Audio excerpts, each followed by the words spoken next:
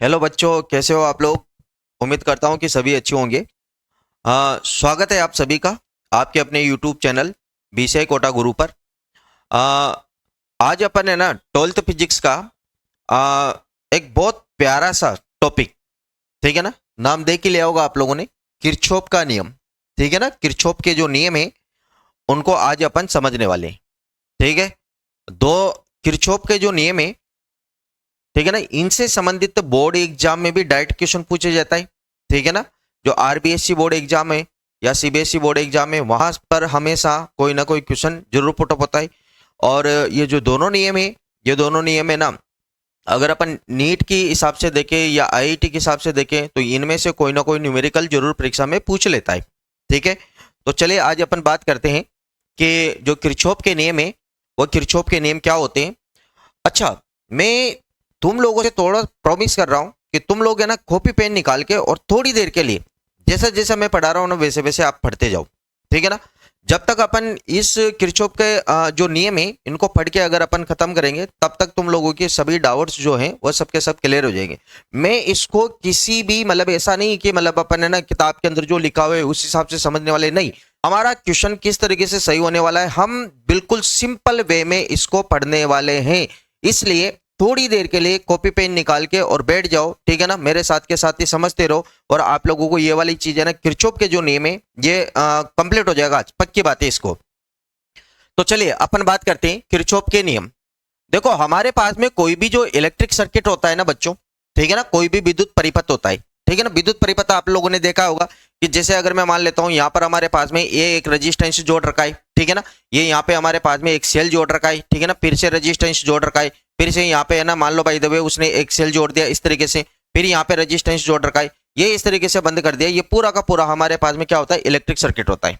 ठीक है ना, तो यहां पर इस इलेक्ट्रिक सर्किट को हम जब सोल्व करते हैं तो हमें कुछ चीजों की जरूरत पड़ती है। हमें क्या क्या निकालना रहता है बच्चों इसमें से, जैसे मान लो भाई देवे हमारे पास में क्या होता है कि ये जो रेजिस्टेंस है ना, इस वाले रेजिस्टेंस के सिरों पर कितना विभवांतर उत्पन्न हुआ। ठीक है ना, वो वाली चीज अगर अपने को निकालनी हो तो हम किसका नियम कौन से वाले नियम का उपयोग में लेंगे बच्चों, किरचॉफ के नियम को उपयोग में लेंगे। अगर इस वाली सर्किट की शाखा में बहने वाली धारा का बारे में बात करनी है तो धारा का मान ज्ञात करने के लिए भी अपने को क्या करना पड़ेगा बच्चों, किरचॉफ का नियम काम में लेना पड़ेगा। ठीक है ना, तो ये अपने को, अच्छा इसके अलावा अगर अपने को किसी और चीज की जरूरत हो, यानी कि जैसे अगर अपने को करंट की वैल्यू दे रखी हो तो अपन यहां से रेजिस्टेंस की वैल्यू भी निकाल सकते हैं। अपन किरचॉफ के नियम की सहायता से धारा निकाल सकते हैं बच्चों, इसकी सहायता से अपन विभवांतर निकाल सकते हैं बच्चों, और इसकी सहायता से अपन रेजिस्टेंस निकाल सकते हैं यानी कि प्रतिरोध निकाल सकते हैं। ठीक है ना, ये वाली चीजें अपन इस वाले नियम के आधार पे निकाल सकते हैं। अब थोड़ा ध्यान देंगे, देख के पढ़ेंगे अपन इसको।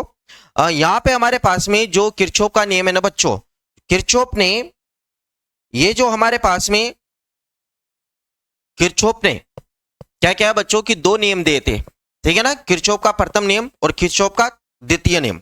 ठीक है ना, किरचॉफ ने क्या किया कि जो हमारे पास में इलेक्ट्रिक सर्किट होते हैं ना बच्चों, ठीक है ना, किरचॉफ ने जो इलेक्ट्रिक सर्किट होते हैं, इलेक्ट्रिक सर्किट से रिलेटेड दो नियम दिए थे। ठीक है ना, तो पहला वाला अगर अपन बात करें तो इसने दो नियम दिए थे। ठीक है ना, कौन कौन सा नियम दिया था बच्चों, इसने एक तो दिया था हमारे पास में किरचॉफ का प्रथम नियम बोलते हैं अपन इसको, प्रथम नियम। ठीक है ना, या फिर इसको अपन क्या बोलेंगे बच्चों, इसको अपन बोलते हैं संधि नियम। ठीक है ना, किरचॉफ का संधि नियम, संधि नियम भी बोलते हैं बच्चों इसको, किरचॉफ का संधि नियम, या फिर अपन इसको बोल देते हैं किरचॉफ का धारा नियम। ठीक है ना, धारा नियम भी बोलते हैं इसको। ठीक है ना, और शॉर्ट में बोलेंगे तो इसको बोलेंगे बच्चों केसीएल। क्या बोलेंगे बच्चों इसको, शॉर्ट में बोलेंगे तो केसीएल। केसीएल का मतलब किरचॉफ करंट लॉ। ठीक है ना, क्या बोलेंगे बच्चों इसको, किरचॉफ करंट लॉ। अब इसके बाद में हमारे पास में किरचॉफ ने दूसरा वाला नियम दिया था। ठीक है ना, जिसको अपन बोलते हैं किरचॉफ का द्वितीय नियम। द्वितीय नियम, कॉपी पेन निकाल लो और मेरे साथ के साथ ही नोट्स बना लो। ठीक है ना, उम्मीद करता हूं कि यहां से जो आज अपन पढ़ने वाले हैं इस टॉपिक से ये दोनों एक तो जो टॉपिक है, ठीक है ना, या दोनों टॉपिक का मतलब ये दोनों जो इसके नियम है वो दोनों नियम आप लोगों को समझ में आ जाएंगे। दूसरी बात ये है कि बोर्ड एग्जाम में अगर कोई क्वेश्चन आता है तो फिर इस श्योर गारंटी होगी कि इसके मैं जो पढ़ा रहा हूं इसके बाहर से कोई चीज नहीं आएगी। इसलिए कॉपी पेन निकालो, नोट्स मेरे साथ में तैयार कर लो। किरचॉफ का द्वितीय नियम है, इसको अपन है ना दूसरे नाम से बोल सकते हैं बच्चों, इसको बोलेंगे अपन ओल्टता नियम। किरचॉफ का ओल्टता नियम भी बोलेंगे इसको। किरचॉफ का ओल्टता नियम के बाद में सीक्वेंस के हिसाब से लिखते हैं बच्चों। यहां पर अपन ने जैसे संधि नियम लिखा तो इसको अपन है ना लूप नियम भी बोलते हैं। क्या बोलते हैं बच्चों? लूप नियम। किरचॉफ का लूप नियम, और इसको अपन बोल सकते हैं बच्चों कि किरचॉफ का ये हमारे पास में ओल्टता नियम होता है। ओल्टता नियम, किरचॉफ का ओल्टता नियम, ठीक है ना। बिल्कुल बोर्ड एग्जाम के हिसाब से लिखना है और बोर्ड एग्जाम के हिसाब से समझना है आपको। इसको अपन लिखेंगे किरचॉफ का ओल्टता नियम, ओल्टता नियम, ठीक है ना। शॉर्ट में बोलेंगे तो इसको बोलेंगे बच्चों KVL। क्या बोलेंगे बच्चों? इसको KVL, यानी कि किरचॉफ वोल्टेज लॉ, ठीक है ना। किरचॉफ ने, अच्छा ये कब दिए थे बच्चों? ये दिए थे किरचॉफ ने 1842 में। वैसे तो ये सन याद रखने की कोई जरूरत है नहीं, परंतु ध्यान ही रख लेना, ठीक है। किरचॉफ ने क्या किया कि हमारे पास में कोई भी जो सर्किट होता है ना, सर्किट से रिलेटेड ना दो नियम दिए थे बच्चों, ठीक है ना। कौन कौन सा नियम दिया था? एक तो किरचॉफ का प्रथम नियम दिया था, इसको अपन संधि नियम भी बोलते हैं, या फिर अपन इसको क्या बोलते हैं बच्चों? किरचॉफ का धारा नियम भी बोलते हैं। किरचॉफ का जो दूसरा वाला नियम था उसको अपन क्या बोलते हैं बच्चों? लूप नियम बोलते हैं, या किरचॉफ का उल्टता नियम बोलते हैं, ठीक है भाई। अब अपन इन दोनों नियमों को आगे एक एक करके पढ़ते हैं। तो अपन बात करते हैं बच्चों किरचॉफ के प्रथम नियम या संधि नियम के बारे में। तो देखो ये वाला नियम क्या बोलता है बच्चों कि किरचॉफ का प्रथम नियम, और इसको अपन बोलेंगे बच्चों प्रथम नियम, या इसको बोलेंगे अपन किरचॉफ का धारा नियम, यानी कि शॉर्ट में मैं KCL लिख रहा हूं। क्या लिख रहा हूं बच्चों? KCL, ठीक है ना, किरचॉफ करंट लॉ। अच्छा ये क्या होता है? किरचॉफ का जो करंट लॉ है ये क्या होता है, ठीक है ना। ध्यान से सुनना और समझना। देखिए हम क्या करते हैं बच्चों कि अगर हमारे पास में जैसे यहां पे, ठीक है ना, मैं एक छोटा सा सर्किट बना रहा हूं, यहां पे हम क्या करते हैं बच्चों कि जैसे हम इस तरीके से, ये कोई वायर है और ये यहां पे कोई रेजिस्टेंस जुड़ा हुआ है इस तरीके से, और फिर मैंने यहां पर इस तरीके से बना दिया। एक हमारे पास में यहां से एक वायर इस तरीके से लिया, ठीक है ना, ये इस तरीके से, और एक वायर हमारे पास में ये इस तरीके से हो जाएगा बच्चों, ये इस तरीके से, समझ में आ रही बात। और एक हमारे पास में ये वाला वायर हो जाएगा इस तरीके से, और मैंने इसको इस तरीके से बना दिया, ठीक है। और भी अपन इसके अंदर वायर जोड़ सकते हैं, जैसे मान लीजिए बाय द वे हम इसको इस तरीके से जोड़ लेते हैं। ये हमारे पास में रेजिस्टेंस है, इसका अपन नाम दे देंगे जैसे R1। ये हमारे पास में दूसरा वाला रेजिस्टेंस हो जाएगा R2। ये हमारे पास में रेजिस्टेंस हो जाएगा R3। ये हमारे पास में रेजिस्टेंस हो जाएगा R4, और ये हमारे पास में रेजिस्टेंस हो जाएगा कितना बच्चों? R5, ठीक है ना। बात को क्लियरली समझने की कोशिश करना तुम लोग, ठीक है ना। उम्मीद करता हूं कि जब अपन इसको पढ़ के खत्म कर देंगे तो आप लोगों के दिमाग में कोई डाउट नहीं रहेगा, ठीक है ना। बस कॉपी पेन निकाल लो और आराम से पढ़ते रहो। देखो थोड़ा बहुत अपने को पढ़ने के लिए तो क्या करना पड़ेगा? मेहनत करनी पड़ेगी भैया। अगर आप लोग नहीं पढ़ोगे तो फिर वही वाली बात है कि यार मेरे दोस्त के तो इतनी सारी परसेंटेज बन गई और मेरे कुछ भी नहीं बना, तो फिर समस्या इस बात की है ना, दोस्त की नहीं है, या मतलब किसी भी और की, ना तो तुम्हारे टीचर की समस्या है, न तुम और लोगों के, है ना, किसी फैमिली की समस्या है, तुम्हारे किसी की भी समस्या नहीं। समस्या केवल खुद तुम अपने आप खुद के लिए एक समस्या हो। इसलिए आप लोग है ना इन चीजों को है ना बहुत केयरफुली ध्यान से पढ़ने की कोशिश करो। 12th क्लास के बच्चे हो, ऐसा नहीं कि तुम लोग टाइम पास करने के लिए यहाँ पे बैठे हो, ठीक है बच्चों।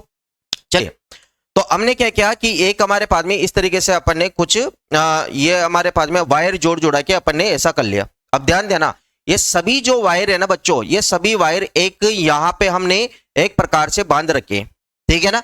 ये जहां पर हमने बांध रखे है ना बच्चों, ये वाला, इस वाले बिंदु को अपन बोलते हैं संधि बिंदु। क्या बोलते हैं बच्चों? इसको संधि बिंदु बोलते हैं। क्या बोलेंगे बच्चों? इसको हम बोलने वाले हैं संधि बिंदु, ठीक है ना। तो ये हमारे पास में हो जाएगा बच्चों क्या? संधि बिंदु, ठीक है ना। अब देखिए ये हमारे पास में एक संधि बिंदु है, यानी कि अंग्रेजी में बोलेंगे तो इसको बोलते हैं जंक्शन पॉइंट, ठीक है ना। ये हमारे पास में एक जंक्शन पॉइंट है। अब देखो ये जो वायर हमने जोड़ रखे हैं, तो इन वायर के अंदर क्या होगा बच्चों? जैसे मान लो बाय द वे इधर की साइड से कोई करंट आ रही है, कितनी बच्चों? I1, ठीक है ना। इस वाले वायर के अंदर है ना, ये वाली जो करंट है ये आ रही है बच्चों कितनी? I2। और ये वाली जो करंट है, जैसे ये वाली करंट हमारे पास में कितनी, इस वाले वायर के अंदर करंट है I3। इस वाले वायर के अंदर जैसे हमारे पास में करंट है कितनी I4, और इस वाले करंट वायर के अंदर जो करंट है जैसे वो मान लेते हैं अपन कितनी I5, ठीक है ना। ये हमारे पास में अपन ने एक छोटा सा समझने के हिसाब से एक छोटा सा सर्किट बनाया है, और यहाँ पे अगर अपन बात करेंगे तो ये तार अपन ने जोड़ रखे, इसके अंदर करंट कितनी I1 है, इसके अंदर I2 है, इसके अंदर I3 है, यहाँ पर I4 I5 इस प्रकार से दे रखा है। अब हम क्या करते हैं, देखो ध्यान से सुनो, कुछ बातें हैं जो आप लोगों को याद रखनी है। यहाँ पर है ना, अगर आप गौर से देखोगे ना इस वाले फोटो को, तो यहाँ पर क्या हो रहा है कि जैसे ये वाली करंट है ना I1 वाली करंट, या I1 वाली करंट है ना, ये जो जंक्शन पॉइंट है ना O, इस जंक्शन पॉइंट की तरफ आ रही है। अगर मैं यहाँ पे I2 के बारे में बात करूं तो ये I2 भी इस वाले जंक्शन पॉइंट की तरफ आ रही है। I3 के बारे में बात करें, ये एरो दिख रहा है ना आपको, ये वाला तीर का निशान, ये तीर का निशान इसी बात का संकेत है कि ये है ना धारा इससे इस O वाले बिंदु से दूर जा रही है कि O वाले बिंदु के पास आ रही है, ठीक है ना। इस बात को ध्यान रखना। यहां से ये जो I4 वाली करंट है ये भी इस वाले जंक्शन पॉइंट से दूर जा रही है, ये जो I5 वाली करंट है ये जंक्शन पॉइंट की तरफ आ रही है, ठीक है ना। तो अगर आप थोड़ा ध्यान दोगे ना तो यहां पर क्या हो रहा है बच्चों कि इस वाले सर्किट के अंदर कुछ धारा तो ऐसी है जो जंक्शन पॉइंट की तरफ आ रही है, और कुछ धारा ऐसी है जो जंक्शन पॉइंट से दूर की तरफ जा रही है, ठीक है ना। अब ये वाला नियम क्या बोलता है बच्चों, ये वाला नियम ये बोलता है कि संधि बिंदु पर, ये संधि बिंदु है ना, इस संधि बिंदु पर समस्त धाराओं का जो योगफल है ना वह क्या होता है बच्चों, शून्य होता है, ठीक है ना। इस वाले नियम की जो लैंग्वेज है ना वह यही है कि अगर हमारे पास में कोई परिपथ है तो उस परिपथ का कोई जंक्शन पॉइंट है संधि बिंदु, तो उस संधि बिंदु पर आने वाली या मिलने वाली समस्त धाराओं का जो योगफल होता है वह कैसा होता है बच्चों, शून्य होता है, यानी कि जीरो होता है, ठीक है ना। इसके अगर मैं लैंग्वेज लिखूं तो ये नियम क्या बोलता है बच्चों, ध्यान देना, ठीक है ना। इस नियम के अनुसार, इस नियम के नियमानुसार, इस नियमानुसार किसी परिपथ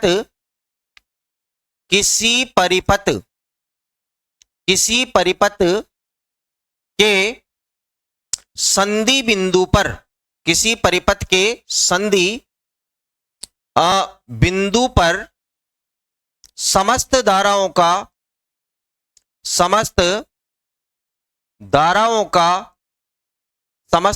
का योगफल, ठीक है, ये क्या होता है बच्चों, शून्य होता है। योगफल शून्य होता है। क्या होता है बच्चों, योगफल शून्य होता है। अभी अपन सब चीजें धीरे धीरे पढ़ने वाले। योगफल क्या होता है बच्चों, शून्य होता है। अर्थात हम लिख सकते हैं बच्चों, क्या लिखेंगे बच्चों, ध्यान देना, अर्थात हम लिख सकते हैं कि इस जंक्शन पॉइंट पर जितनी भी करंट हैं उन सभी करंट का जो योगफल है यानी कि सम, वह हमेशा आपने को कैसा मतलब किसके इक्वल करना है, जीरो के। यानी कि मैं लिखने वाला हूं अर्थात सिग्मा आई इक्वल टू कितना मिलेगा बच्चों अपने को, जीरो। क्या मिलेगा बच्चों, सिग्मा आई इक्वल टू कितना हो जाएगा, जीरो। ये यहां तक बात क्लियर है। अब आपको दो तीन बातें याद रखनी, ध्यान से सुनना। जो करंट है ना, ठीक है ना, ध्यान से सुनो, जो करंट है ना इस जंक्शन पॉइंट की तरफ आ रही है, ठीक है ना, जो करंट जंक्शन पॉइंट की तरफ आ रही है उसको तो लेंगे बच्चों अपन किसका, प्लस का, और जो करंट इस जंक्शन पॉइंट से दूर की तरफ जा रही है उसको लेंगे अपन माइनस का। यानी कि यहां पर सीधी सीधी भाषा में लिखे तो यूं बोल सकते हैं बच्चों कि संधि बिंदु की ओर, संधि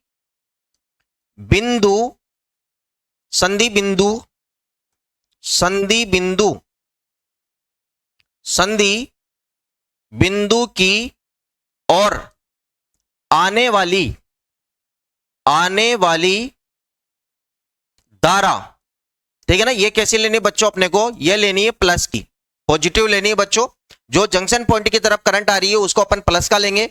और इस बात को ध्यान रखिए कि संधि बिंदु से दूर की ओर जाने वाली करंट, संधि बिंदु से दूर जाने वाली, मैं बोर्ड एग्जाम के हिसाब से पढ़ा रहा हूं भाई, ध्यान रखना इस बात को। और लेकिन ये वाला जो अपन थोड़ा सा थ्योरेटिकल पार्ट पढ़ेंगे ना तो इसके अंदर ना नीट और आईआईटी की भी चीजें क्लियर होती है। ऐसा नहीं कि बोर्ड एग्जाम वाले बच्चे तो बोर्ड एग्जाम का ही क्लियर होगा, ऐसा नहीं है। क्योंकि होता क्या है कि अपन है ना जब नीट या आईआईटी की प्रिपरेशन करते हैं तो वहां पर तो डेरिवेशन आती नहीं है, तो वहां पर तो क्या होता है डायरेक्ट फॉर्मूला अपने को लर्न करना रहता है, याद करना रहेगा। तो इस तरीके से थोड़ा सा आप लोग है ना इस वाली चीज को ध्यान रखना, संधि बिंदु से दूर जाने वाली जो धारा होती है ना, जाने वाली धारा होती है ना बच्चों, धारा, ये अपने को लेनी है बच्चों कैसी, माइनस की। ठीक है ना, क्या याद रखना है कि संधि बिंदु से दूर की तरफ जाने वाली धारा तो कैसे लेनी है, माइनस की, और संधि बिंदु की ओर आने वाली जो धारा होती है वो कैसे लेनी है बच्चों, प्लस की। बात क्लियर है, कॉन्सेप्ट क्लियर है यहां तक का।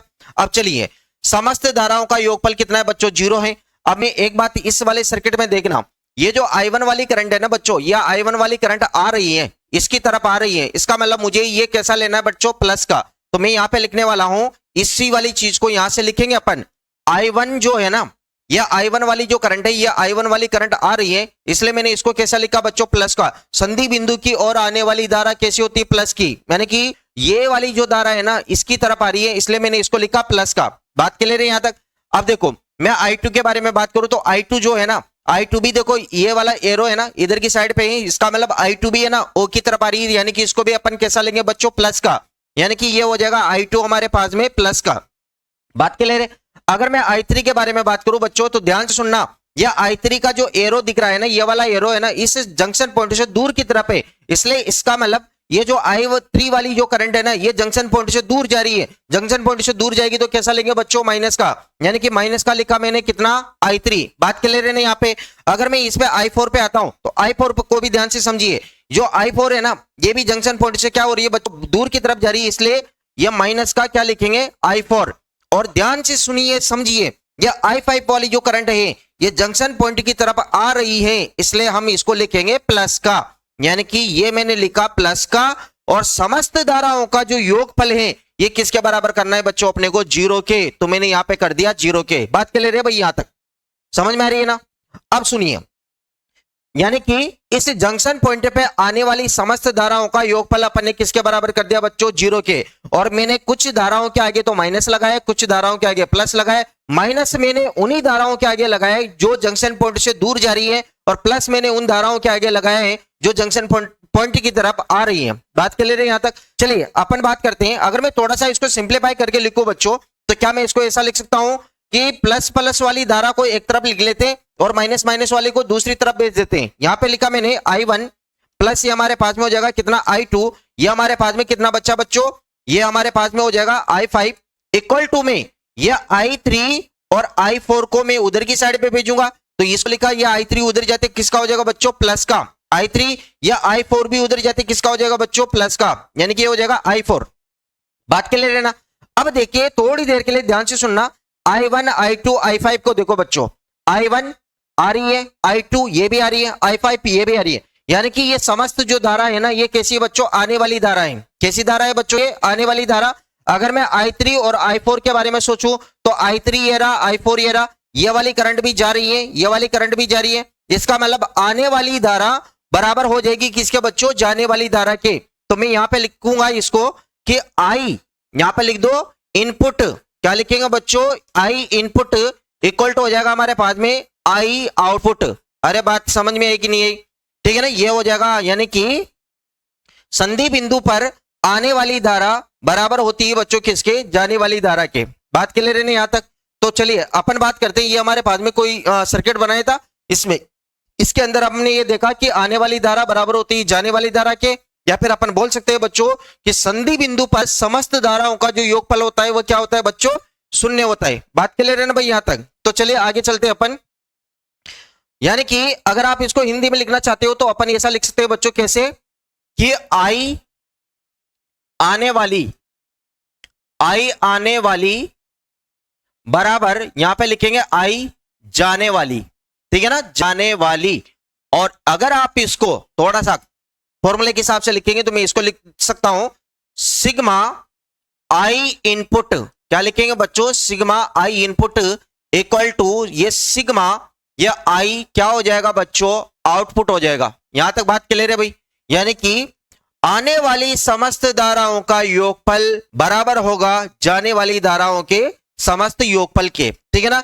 यही हमारे पास में किरचॉफ का प्रथम नियम होता है। किरचॉफ का प्रथम नियम क्या बोलता है बच्चों, किरचॉफ का प्रथम नियम बोलता है कि कोई भी अगर हमारे पास में सर्किट दे रखा है, उस वाले सर्किट में कोई ना कोई तो जंक्शन पॉइंट होगा, जंक्शन पॉइंट की तरफ आने वाली धारा और जंक्शन पॉइंट से दूर जाने वाली धारा, आएगी और जाएगी, आने वाली धारा बराबर हो जाएगी किसके, जाने वाली धारा के। बात क्लियर है। या फिर अपन यूं बोल सकते हैं कि जंक्शन पॉइंट पे, एक हमारे पास में जंक्शन पॉइंट है, उस वाले जंक्शन पॉइंट पे समस्त धाराओं का योगफल है वो कितना होगा, 0। बात क्लियर है यहां तक। ये हमारे पास में किरचॉफ का प्रथम नियम, या इसको अपन KCL बोलते हैं। ठीक है, बात क्लियर है भाई। अब देखो कुछ 2-3 बातें हैं जो अपन छोटी मोटी बातें हैं वो याद रख लेते हैं। ठीक है ना, इसको अपन यूं बोले तो इंपॉर्टेंट फैक्ट। ठीक है बच्चों, मैं बिल्कुल बोर्ड एग्जाम के हिसाब से, जो RBSC बोर्ड एग्जाम में जो प्रश्न आते हैं उसके आधार पे ही हम बात कर रहे हैं। ठीक है ना, पहला वाला अगर अपन बात करेंगे, ध्यान देना बच्चों, यहां से क्वेश्चन बन जाता है। देखो यहां पर हो क्या रहा है बच्चों, कि हमारे पास में ये कोई जंक्शन पॉइंट है, यहां से अगर इस वाले वायर के अंदर करंट आ रही कितनी बच्चों, I1, और यहां पे इस वाले पॉइंट से करंट जा रही कितनी, I2। तो ये वाला नियम, किरचॉफ का जो प्रथम नियम है, ये क्या बोल रहा है बच्चों, ये बोलता है कि I1 बराबर में क्या हो रहा है, I2 हो रहा है। I1 बराबर क्या हो रहा है, I2। यानी कि इधर से जितनी करंट आ रही है यही वाली करंट इधर की तरफ निकल के जा रही है। यानी कि यहां पर हमारे पास में अगर बात करें तो करंट को आने में और करंट को जाने में करंट को आने में करंट को आने में और करंट को जाने में कोई समय पश्चता नहीं है। क्या नहीं है बच्चों, समय पश्चता, यानी कि टाइम लेग नहीं है। क्या नहीं है बच्चों, यहां पर टाइम लेग नहीं है। अगर यहां पर टाइम लेग नहीं होगा, ठीक है ना, अगर यहां पर टाइम लेग नहीं होगा तो इसका मतलब ये हुआ कि ये जो किरचॉफ का प्रथम नियम है ना, ये है ना, ये करता है बच्चों आवेश संरक्षण नियम की पालना करता है। किसकी पालना करता है बच्चों, आवेश संरक्षण नियम की पालना करता है। ठीक है ना, यानी कि आने वाली करंट बराबर होती है जाने वाली करंट के। तो इसका मतलब ये हुआ कि पहला वाला कि यह नियम आवेश संरक्षण की पालना करता है। यह नियम किसकी पालना करता है बच्चों, आवेश संरक्षण नियम की पालना करता है। ध्यान रखना इस बात को, यह नियम क्या करता है बच्चों, यह आवेश संरक्षण नियम की पालना करता है। देखो बोर्ड एग्जाम में अगर सवाल आ गया, ठीक है ना, किरचॉफ का प्रथम नियम निम्न में से किस नियम की पालना करता है। ध्यान देना, क्योंकि वो बना के तो तुम्हारी किताब के अंदर से ही देता है क्वेश्चन। तो सवाल को ध्यान से सुनना और समझना। सवाल यह है, किरचॉफ का प्रथम नियम कौन से नियम की पालना करता है। अगर सवाल में ऑप्शन में दे रखा है आवेश संरक्षण, दूसरा दे रखा है ऊर्जा संरक्षण, तीसरा दे रखा है द्रव्यमान संरक्षण, और चौथा दे रखा है अपने को क्या, मतलब इनमें से कोई नहीं, तो फिर अपना जो आंसर होगा ना, वो आंसर क्या होगा बच्चों, आंसर होगा हमारा कि किरचॉफ का जो प्रथम नियम है वह किस नियम की पालना करता है, आवेश संरक्षण नियम की पालना करता है। बात क्लियर है भाई यहां तक। चलिए हम इसका दूसरा इंपॉर्टेंट फैक्ट की बात करते हैं। दूसरा इंपॉर्टेंट फैक्ट यह है बच्चों कि ये जो नियम है ना, यह नियम बंद तथा खुले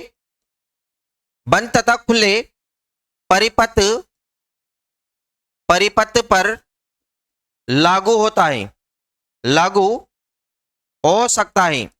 ये जो नियम है ना बच्चों, कौन सा वाला, किरचॉफ का प्रथम नियम, ये अगर हमारे पास में कोई बंद लूप है वहां पर भी लागू होगा, और कोई अगर हमारे पास में ओपन सर्किट है वहां पर भी लागू होगा। यानी कि क्लोज और ओपन दोनों सर्किट के लिए ये वाला नियम लागू होता है। ठीक है, अगला आप लोगों ने वैसे तो इसको पहले ही लिख लिया, ठीक है ना। इस वाले नियम को अपन क्या बोलते हैं बच्चों, इसको बोलते हैं, इस नियम को दारा का नियम भी कहते हैं। दारा का नियम, या फिर अपन बोलते हैं बच्चों, या फिर अपन इसको बोलेंगे कि ये नियम दारा का नियम, या फिर क्या बोलेंगे इसको, संधि नियम भी कहते हैं। संधि नियम भी कहते हैं, ठीक है ना। ये जो इनके नाम हैं उनको भी ध्यान रखना। बहुत सारी बार है ना, वो क्या करता है सीधे तरीके से नहीं पूछ के, यानी कि किरचॉफ का प्रथम नियम लिखिए, तो मुझे पता है अगर 100 बच्चे एग्जाम दे रहे हैं 100 में से 99 बच्चे है ना करके आएंगे इस वाली चीज को, क्योंकि किरचॉफ का नियम क्या होता है। लेकिन अगर यही सवाल यूं पूछ ले जाए कि किरचॉफ का संधि नियम लिखिए, तो बहुत सारी जो 100 में से 99 बच्चे जो जिसका आंसर सही था, अब वही वाले बच्चे है ना 80 बच्चे रह जाएंगे, क्योंकि बहुत सारे बच्चे है ना डीपली जाके नहीं पढ़ते। इसलिए है ना बोर्ड एग्जाम में कोई भी चीज है ना ऐसा नहीं है, वैसे तो जनरली उठ के आती है किताब के अंदर से, जैसा है वैसा को वैसे छाप के देते हैं, परंतु फिर भी आप लोग है ना इन चीज को याद रखिए कि किरचॉफ का जो संधि नियम है वह क्या होता है, ये किरचॉफ का जो धारा नियम है वह क्या होता है, इन सभी बातों को ध्यान रखिए। यहां तक बात क्लियर है भाई, समझ में आ रही है भाई बात, यहां तक कोई समस्या तो नहीं है ना? ठीक है, तो ये हमारे पास में किरचॉफ का जो प्रथम नियम है ना, ये क्या हो जाता है बच्चों, खत्म हो जाता है। किरचॉफ का जो प्रथम नियम है, यह आप लोगों को समझ में आया होगा कि किरचॉफ का प्रथम नियम क्या होता है। एक बार है ना स्क्रीनशॉट ले लीजिए, मैं पूरा है ना ये जो चीज पढ़ा रहा हूं तुम लोगों को बोर्ड एग्जाम के हिसाब से पढ़ा रहे हैं, और आप लोग है ना इसको बहुत अच्छी तरीके से, ठीक है ना, कवर कर लीजिए। ठीक है, क्या है भाई, किरचॉफ का प्रथम नियम ये पढ़ा है अपन ने, किरचॉफ का दूसरा नियम अब अपन पढ़ने वाले, ठीक है ना। इनके स्क्रीनशॉट ले लीजिए आप लोग और मेरे साथ के साथ नोट बनाते रहिए, ठीक है ना, बिल्कुल एक्यूरेट यही है हमारे पास में। यहां पर याद रखना किरचॉफ का जो प्रथम नियम है क्या बोलता है कि संधि बिंदु पर समस्त धाराओं का योगफल क्या होता है बच्चों, 0। ठीक है ना, फटाफट इसका स्क्रीनशॉट लीजिए बच्चों, ठीक है ना, बात कर ले रहे हैं यहां तक। चलिए अब अपन आगे चलते हैं दूसरे वाले पेज पे, इसको भी आप नोट कीजिए फटाफट से, ठीक है, फटाफट नोट करो बच्चों। तो बच्चों ये वाली बात तो तुम लोगों को समझ में आ गई ना भाई, किरचॉफ का प्रथम नियम क्या होता है, ठीक है ना। देखो इसका फाइनल अगर अपन निचोड़ निकालेंगे तो बस केवल इतनी सी बात पर अपन पहुंचते हैं, हमारे पास में यह नतीजा आता है कि अगर कोई भी सर्किट है, ठीक है ना, परिपथ दे रखा है, उस वाले परिपथ के जंक्शन पॉइंट पे आने वाली करंट और जाने वाली करंट दोनों क्या होती है बच्चों, बराबर होती है। बात क्लियर है यहां तक? चलिए अपन क्या करते हैं बच्चों, प्रथम नियम से संबंधित है ना एक छोटे छोटे है ना एक दो न्यूमेरिकल कर लेते। तो हमारे पास में ये एक बहुत प्यारा सा सवाल है कि परिपथ में धारा आई का मान ज्ञात करना है, ठीक है ना। ये जो आप लोगों को परिपथ दे रखा है, इस वाले परिपथ में हमें धारा आई जो दे रखी होगी, कहीं ना कहीं दे रखी होगी, चेक करते हैं इसके अंदर कहां दे रखी है, ये वाली, यहां पर इस वाली धारा आई का मान क्या करना है बच्चों, अपने को ज्ञात करना है, ठीक है ना। अब देखो कितना सिंपल सा सवाल है, ठीक है ना, इसमें अपने को कुछ ज्यादा करने की जरूरत नहीं है, केवल आप एक बात ये समझो इसके अंदर कि संधि बिंदु कहां है, ठीक है ना। संधि बिंदु ढूंढने, अगर संधि बिंदु ढूंढेंगे तो कहां संधि बिंदु होगा बच्चों, एक तो यहां होगा, ठीक है ना, एक संधि बिंदु अगर अपन आगे चले तो ये यहाँ पे बी पे लिखा हुआ है, एक जंक्शन पॉइंट कहां पे लिखा हुआ है, यहाँ पे लिखा हुआ है, ठीक है ना। ए बी और सी तीन हमारे पास में संधि बिंदु है, और इन तीनों संधि बिंदुओं को अपन है ना सोल्व करते जाएंगे। ए से सोल्व करेंगे, बी पे चलेंगे, बी को सोल्व करेंगे, सी पे चलेंगे, और जैसे हम सी पे जाते हैं तो अपने को आई की वैल्यू ऑटोमेटिक ही मिल जाएगी। तो अगर मैं इस वाले सर्किट को पहले संधि बिंदु ए के लिए हल करता हूं तो क्या लिखेंगे बच्चों कि संधि बिंदु ए के लिए, संधि बिंदु, ठीक है ना, ए के लिए, ये जो संधि बिंदु ए है इसके लिए परीक्षा में जो आरबीएससी बोर्ड के अंदर जो सवाल आते हैं ना वो इतने कोई कॉम्प्लिकेटेड सवाल नहीं आते, नॉर्मल सीधे सवाल आते हैं, बहुत आसान वाले सवाल आते हैं, और इस तरीके के सवालों पूछ भी लेता है बहुत सारी बार। तो संधि बिंदु ए के बारे में बात करेंगे ना बच्चों, तो ध्यान देना मैंने क्या बताया किरचॉफ के नियम में कि जो करंट आ रही है वो बराबर होगी किसके, जाने वाली करंट के, ठीक है ना। दो ही चीज याद रखनी, आने वाली करंट बराबर होगी जाने वाली करंट के। तो बच्चों एक बात बताओ मुझे कि अगर मैं इस वाली करंट को देखूं, इस वाली करंट को देखूं, ये दोनों करंट तो है ना इसकी तरफ आ रही है, एक की तरफ, और ये वाली करंट, ये वाली करंट, ये दोनों करंट क्या हो रही है बच्चों, बाहर जा रही है। इसका मतलब इन दोनों करंट का योगफल, इन दोनों करंट के योगफल के क्या होगा बच्चों, बराबर। अच्छा तो मैं यहां पे लिखने वाला हूं कैसे, ये 2 एम्पेयर 2 एम्पेयर, ये तो आने वाली करंट है, ये जाने वाली करंट है, दोनों को अपन क्या कर देंगे बराबर। तो मैं यहां पे लिखने वाला हूं 2 एम्पेयर प्लस ये यहां पर 2 एम्पेयर, ये दोनों तो आ रही हैं, ये बराबर होगी किसके बच्चों, जाने वाली करंट के। इस जंक्शन पॉइंट से ये तीर का निशान यही दर्शा रहा है कि ये वाली करंट बाहर जा रही है, ये वाला तीर का निशान भी यही दर्शा रहा है कि ये वाली करंट भी बाहर जा रही है। तो आने वाली करंट तो ये रही, और जाने वाली करंट कौन सी बच्चों, ये दोनों। तो कौन कौन सी करंट है, 1 एम्पेयर मैंने यहां पे लिखा, प्लस ये हमारे पास में कितने बच्चों, I1, तो मैंने यहां पर इसको लिख दिया I1। बात क्लियर है भाई यहां तक? तो ये हमारे पास में कितना हो जाएगा बच्चों, 4 एम्पेयर, और ये हमारे पास में 1 एम्पेयर, यानी कि 4 एम्पेयर इक्वल टू में 1 एम्पेयर, और प्लस का कितना हो जाएगा बच्चों, I1 का मान निकालो तो कितना आ जाएगा, 1 एम्पेयर को इधर भेजो तो क्या लिखेंगे बच्चों, I1 इक्वल टू आ जाएगा 4 एम्पेयर माइनस का 1 एम्पेयर, ठीक है ना। तो I1 इक्वल टू अपने को वैल्यू कितनी मिलेगी बच्चों, 3 एम्पियर। तो ये जो I1 है ना, इस I1 की वैल्यू कितनी मिली बच्चों अपने को, 3 एम्पियर। यहां तक बात क्लियर है, यानी कि ए वाला जो जंक्शन पॉइंट है इसको तो अपन ने सोल्व आउट कर लिया। अब अपन चलते हैं बच्चों बी वाले जंक्शन पॉइंट पे। यहां पे बी वाला जंक्शन पॉइंट जो आपको दिख रहा है, यहां पर देख लीजिए आप लोग कि यहां पे इस वाली जगह पे ये वाली जो करंट है ना ये तो आ रही है बच्चों, ये एरो दिख रहा है, और ये वाली जो करंट है ना, ये वाली करंट क्या हो रही है बच्चों, बाहर जा रही है, और ये वाली करंट भी क्या हो रही है बच्चों, बाहर जा रही है। इसका मतलब ये हुआ कि इस वाली करंट का, ये आने वाली करंट है, ये दोनों जाने वाली करंट है, यानी कि आने वाली करंट बराबर होगी किसके, जाने वाली करंट के योगफल के। तो मैं यहां पर ऐसा लिखूंगा बच्चों कि बिंदु, संधि बिंदु, ये हमारे पास में संधि बिंदु है ना, संधि बिंदु, संधि बिंदु, संधि बिंदु बी के लिए, संधि बिंदु बी के लिए सोल्व करेंगे अपन इसको। तो देखो आ कौन सी करंट रही है बच्चों, I1, यानी कि इसकी वैल्यू कितनी, 3 एम्पेयर। तो यहां पे लिखा मैंने 3 एम्पेयर इक्वल टू में कौन सी करंट जा रही है, ये भी जा रही है, ये भी जा रही है। अच्छा यहां पर कोई नाम नहीं लिखा हुआ तो अपन यहां पे लिख देंगे I1 और यहां पर मैं लिख देता हूं I2 लिख देता हूं, ठीक है ना, या I2 वाली वैल्यू। तो यहां पर ये 1 एम्पेयर और ये I2 वाली, ये दोनों जा रही है। इसका मतलब आने वाली करंट तो ये रही और ये दोनों जाने वाली करंट है। इक्वल टू में कितना जाएगा बच्चों, 1 एम्पेयर प्लस का कितना हो जाएगा, I2। बात क्लियर है यहां तक। अगर मैं 1 एम्पेयर को इधर भेजूं तो 3 एम्पेयर माइनस का 1 एम्पेयर इक्वल टू हो जाएगा I2। ये हमारे पास में जो I2 की वैल्यू मिली बच्चों वो कितना हो जाएगा, 3 एम्पेयर में से 1 एम्पेयर जाएगा तो 2 एम्पेयर, यानी कि ये वाली जो करंट है ना इसकी वैल्यू कितनी है बच्चों, 2 एम्पेयर करंट आ जाएगी। बात क्लियर है यहां तक। अब हम क्या करते हैं बच्चों की जो जंक्शन पॉइंट है ना सी वाला, इसके ऊपर बात करते हैं। जंक्शन पॉइंट सी के ऊपर ध्यान देंगे ना तो देखो यहां पर क्या हो रहा है बच्चों कि ये वाली करंट आ रही है, जंक्शन पॉइंट सी के बारे में सोचेंगे तो ये वाली करंट भी आ रही है, ये वाली करंट भी आ रही है, ठीक है ना। इस प्रकार से ये वाली करंट जा रही है और ये वाली करंट भी जा रही है। इसका मतलब ये दोनों आ रही है, यानी कि इन दोनों का योगफल किसके बराबर होगा बच्चों, इन दोनों के योगफल के बराबर। तो मैं यहां पे लिखने वाला हूं संधि बिंदु, संधि बिंदु सी के लिए, सी के लिए, संधि बिंदु सी के लिए अगर बात करूंगा तो इन दोनों का योगफल है ना किसके बराबर होगा बच्चों, इन दोनों के, क्योंकि ये दोनों तो आ रही हैं और ये दोनों करंट जा रही है। यहां पे लिखूंगा तो कितना हो जाएगा बच्चों, 2 एम्पेयर प्लस ये हमारे पास में कितना है, 1 एम्पेयर। यहां पे लिखा मैंने 1 एम्पेयर इक्वल टू में यहां पे कितना चल रहा है बच्चों, 1.2 और यहां पर आई, तो यहां पे लिखा 1.2 एम्पियर प्लस का कितना हो जाएगा आई। और हमारा जो फाइनल रिजल्ट लाना था वो इसी को लाना था कि यानी कि आई की वैल्यू कितनी आएगी। तो यहां पे अगर मैं बात करूं तो ये कितना हो जाएगा बच्चों, 3 एम्पियर और इक्वल टू में ये कितना हुआ बच्चों, 1.2 एम्पियर और प्लस में कितना आई। और अगर मैं इसको इधर भेजूं तो यहां पर आ जाएगा आई इक्वल टू कितना, 3 एम्पियर माइनस का 1.2 एम्पियर। बात क्लियर है यहां तक। आई इक्वल टू अपने को मिलेगा 3 में से 1.2 जाएगा तो कितना बचेगा बच्चों, 1.8 और ये पीछे लगा देंगे अपन एम्पेयर। तो यानी कि यही तुम्हारा क्या हो जाएगा आंसर। और ये जो सवाल था इस वाले सवाल के अंदर जो आई की वैल्यू आई है वो कितनी है बच्चों, 1.8 एम्पियर। बात क्लियर है यहां तक। बहुत सिंपल सा सवाल है, देखो स्टेप बाय स्टेप अगर आप चलते रहोगे तो कहीं पर भी कोई गलती होने की संभावना नहीं रहेगी, ठीक है भाई।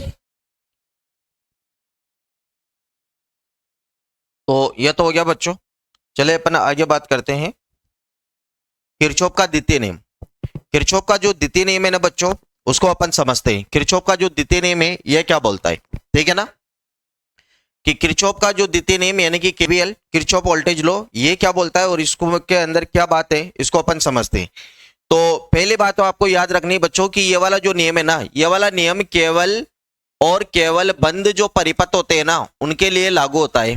किनके लिए लागू होता है बच्चों, बंद परिपथ के लिए लागू होता है, ठीक है ना। यह बंद परिपथ के ऊपर ही क्या करेगा बच्चों, काम करेगा।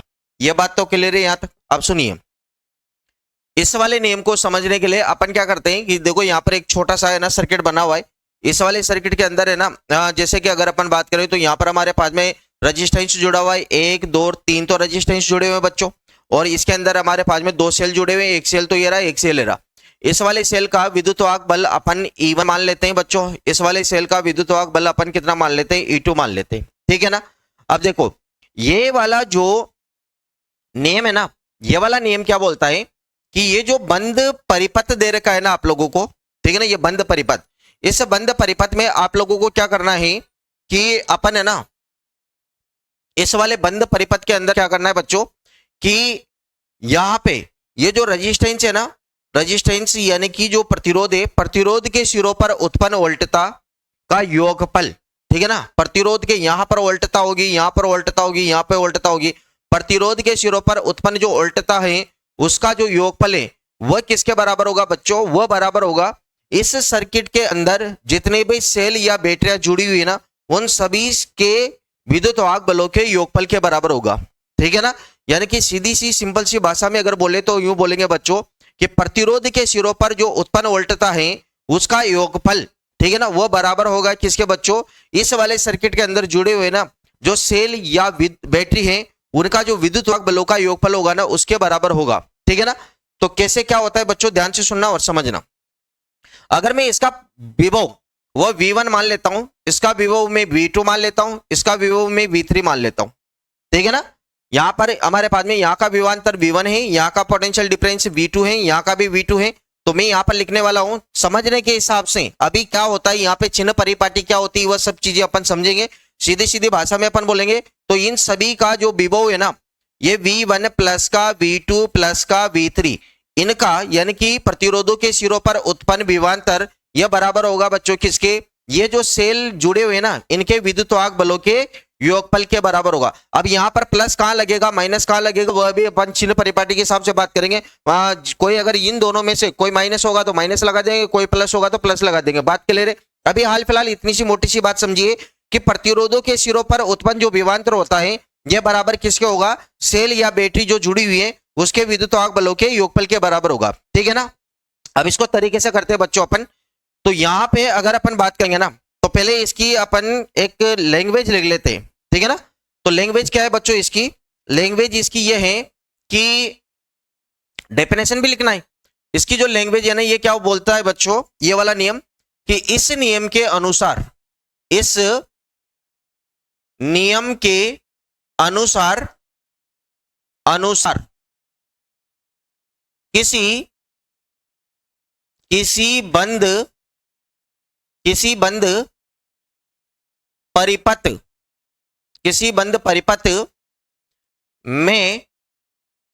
परिपथ में प्रतिरोधों के सिरों पर उत्पन्न विभवांतर का योग, प्रतिरोध जो दिख रहे हैं प्रतिरोधों के सिरों पर उत्पन्न विभवांतर का योग, ठीक है ना, विभवांतर का योग परिपथ में प्रयुक्त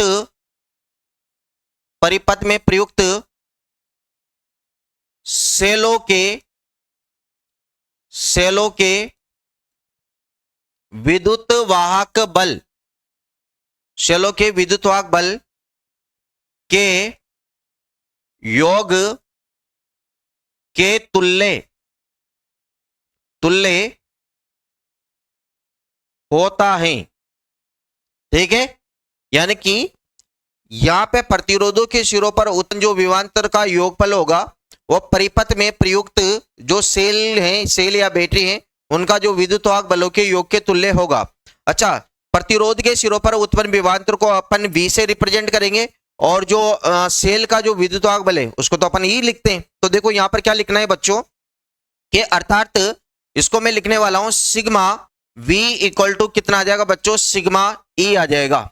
ठीक है ना, ये वाली बात आपको याद रखनी है, सिग्मा V इक्वल टू क्या आ जाएगा, सिग्मा E आ जाएगा। देखिए मैं इसको ऐसे लिखने वाला हूं बच्चों, आपको पता है कि V इक्वल टू क्या होता है बच्चों, IR होता है। क्या होता है बच्चों, V इक्वल टू IR। तो मैं इसको लिखने वाला हूं, इसको और लगा के ऐसा लिख देंगे कि सिग्मा IR इक्वल टू कितना हो जाएगा बच्चों, सिग्मा E हो जाएगा। बात क्लियर है। अगर मैं इसको यहां से उठा के इधर की साइड पे लेके आऊं तो ये हमारे पास में क्या बन जाएगा बच्चों, सिग्मा IR माइनस का सिग्मा E जो है ये किसके बराबर हो जाएगा बच्चों, 0 के बराबर हो जाएगा। किसके बराबर हो जाएगा, 0 के। आप ये वाली लाइन याद रखिए, ये वाला फॉर्मूला याद रखिए, ये वाला फॉर्मूला याद रखिए, एक ही बात है। ठीक है ना, अब यहां पर इसकी जो डेफिनेशन है वो डेफिनेशन ऐसे, अब अपन निकालते कैसे बच्चों इसको, ठीक है ना, इस वाले सर्किट को अगर अपन सोल्व करेंगे तो कैसे सोल्व करेंगे, इसके लिए आप लोग है ना एक छोटी सी इसके अंदर है ना चिन्ह परिपाटी होती है, वो वाली चिन्ह परिपाटी याद रखनी है। ठीक है ना, चिन्ह परिपाटी क्या है याद रखनी बच्चों, ध्यान से सुनना और समझना, ठीक है ना। अभी इस वाले सर्किट को भी सोल्व करेंगे, यह बात आपको समझ में आई। फटाफट से इसका स्क्रीनशॉट लीजिए और इसको लिखिए तुम। अब अपन बात करते हैं बच्चों कि किरचॉफ का जो द्वितीय नियम है ना, इसके लिए चिन्ह परिपाटी क्या काम आती है, मैं यहां पे लिखता हूं, ठीक है ना। ये चिन्ह परिपाटी, चिन्ह परिपाटी, साइन कन्वेंस क्या होता है, साइन कन्वेंशन। यहां पे पहली बात याद रखनी है बच्चों कि तुम लोग डायरेक्ट बात को याद रखना, ठीक है ना, कि अगर हमारे पास में कोई भी प्रतिरोध दे रखा है बच्चों, ठीक है ना, ये वाला प्रतिरोध है इस प्रकार से, अगर इस वाले प्रतिरोध में धारा यहां पर ए है, ठीक है ना, और ये वाला ए वाला सिरा है और ये हमारे पास में बी वाला सिरा है। अगर इस वाले प्रतिरोध के अंदर धारा ए वाले सिरे से बी वाले सिरे की तरफ प्रवाहित हो रही है, ठीक है ना, इस तरीके से धारा ए सिरे से बी सिरे की ओर जा रही है, तो यहां पर याद रखना बच्चों, धारा की जो दिशा है ना, धारा की दिशा है बच्चों किधर की साइड पे, धारा की दिशा है हमारे पास में ए से बी की ओर। धारा की दिशा किधर की साइड पे बच्चों, ए से बी की ओर, ठीक है ना। देखो ये हमारे पास में जो लूप दे रखा है ना, इस वाले लूप को सोल्व करना है, तो लूप को सोल्व करने के लिए है ना, इसमें आप लोगों को है ना एक और बात याद रखनी बच्चों। क्या बात याद रखनी कि इस वाले लूप को सोल्व करने के लिए अपने को है ना, इसके अंदर है ना डायरेक्शन का मेजरमेंट करना है। तो डायरेक्शन का जो मेजरमेंट करेंगे ना बच्चों, वो किस प्रकार से मेजरमेंट करेंगे, तो देखो हमारे पास में है ना, अगर हम यूं चलते हैं इस प्रकार से, यानी कि घड़ी जिस तरीके से चलती है, घड़ी की सुइयों की दिशा में अगर चलेंगे तो ये वाली डायरेक्शन हो जाएगी बच्चों क्लॉकवाइज डायरेक्शन। और अगर हम घड़ी की सुइयों के विपरीत दिशा में जाए यूं, ठीक है ना, यानी कि सुइयां ऐसे घूम रही है, हम यूं जा रहे हैं उल्टा, यानी कि ये हो जाएगी हमारे पास में एंटी क्लॉकवाइज डायरेक्शन, ठीक है ना। ध्यान रखना ये दो बात, क्योंकि सर्किट को अगर सोल्व करना है तो अपने को डायरेक्शन का मेजरमेंट तो करना ही पड़ेगा, यानी कि अपन या तो एंटी क्लॉकवाइज जाएंगे, या तो एंटी क्लॉकवाइज जाएंगे, या फिर कैसे जाएंगे बच्चों, क्लॉकवाइज जाएंगे, ठीक है ना। ये आप लोगों को है ना मतलब सर्किट के अंदर खुद को अपनी इच्छा से करना है। हमारे पास में कोई भी जो बंद लूप है ना, उस वाले बंद लूप के अंदर है ना, मतलब कोई भी बंद जो सर्किट है, बंद सर्किट के अंदर है ना, एक से ज्यादा लूप हो सकते हैं, 2-3 लूप हो सकते हैं, 3-4 लूप हो सकते हैं। तो जब अपन इन लूप को सोल्व करेंगे ना, तो लूप को सोल्व करने के लिए सबसे पहले ये काम बाद में करना है, पहले ये काम करना है। क्या करना है, अपने को डायरेक्शन अपनी स्वेच्छा से माननी है, अपनी इच्छा से माननी है कि हम क्लॉकवाइज सर्किट को सोल्व करेंगे या फिर एंटी क्लॉकवाइज सर्किट को सोल्व करेंगे। अगर किसी सर्किट के अंदर एक से ज्यादा लूप है, दोनों लूप को अगर आप चाहो तो सेम डायरेक्शन में सोल्व कर सकते हैं, चाहे तो अपन उसको ऑपोजिट डायरेक्शन में सोल्व कर सकते हैं, या आप लोग अपनी मर्जी से कैसे कर सकते हैं, किसी भी प्रकार से कर सकते हैं। हमारे पास में केवल दो ही चीजें, ठीक है ना, या तो अपने को चलना है क्लॉकवाइज या फिर अपने को चलना है एंटी क्लॉकवाइज। यहां तक बात क्लियर है। सुनो, अगर किसी भी मतलब किसी भी रेजिस्टेंस के अंदर ये हमारे पास में प्रतिरोध है, इस वाले प्रतिरोध में जैसे मान लो धारा ए से किधर की साइड पे जा रही है बच्चों, बी की तरफ जा रही है, और धारा की दिशा किधर है बच्चों, ए से बी की तरफ, और हमारे मापने की जो दिशा है ना, मापने की दिशा यानी कि मापन, एक प्रकार से हम सवाल मतलब है ना सर्किट को सोल्व करने का जो मेथड है, यानी कि सर्किट को सोल्व करने का मतलब कौन सा वाले तरीके से कर रहे हैं, यानी कि क्लॉकवाइज कर रहे हैं यानी एंटी क्लॉकवाइज, यानी कि मापने की दिशा, अगर वो भी हमारे पास में सर्किट को सोल्व करने की डायरेक्शन लिख सकते हैं। सर्किट को सोल्व करने की डायरेक्शन, मापने तो नहीं लिखेंगे यहां पे, यूं लिख देता हूं मैं, परिपथ को हल करने की दिशा, अगर परिपथ को हल करने की दिशा भी वह ए से बी की तरफ ही है, ठीक है ना, यानी कि हम भी इधर से इधर की साइड पे जा रहे हैं, तो यहां का जो प्रतिरोध है ना, सॉरी यहां का जो विभवांतर है ना, वह वाला विभवांतर लेना है बच्चों आपको कैसा, यहां का जो विभवांतर होगा वह लेना है बच्चों आपको कैसा, प्लस का, ठीक है ना। यहां का जो विभवांतर है वह कैसा लेना है, प्लस का लेना है आप लोगों को। विभवांतर कैसा लेना है बच्चों आप लोगों को, प्लस का विभवांतर लेना है। यहां का जो विभवांतर लेंगे बच्चों वो कैसा लेंगे, पॉजिटिव लेंगे यहां का। और अगर हम दूसरा वाला पॉइंट, ये बात समझ में है ना, अगर हम धारा की दिशा में चलेंगे ना, धारा की दिशा में चलेंगे तो करंट और रेजिस्टेंस का जो गुणनफल होगा ना वो कैसा लेना बच्चों, अपने को प्लस का लेना है, ठीक है ना। और अगर हम जैसे मान लेते हैं ये हमारे पास में कोई वायर है और इस वाले वायर के अंदर, ठीक है ना, करंट तो कहां से जा रही है बच्चों, ए से बी की तरफ जा रही है, ठीक है ना, ए से बी की तरफ जा रही है, और हमारे पास में जो मापन की दिशा है ना वो कैसी है बच्चों, ऑपोजिट है, यानी कि ये दोनों एक दूसरे के कैसी है बच्चों, विपरीत दिशा में।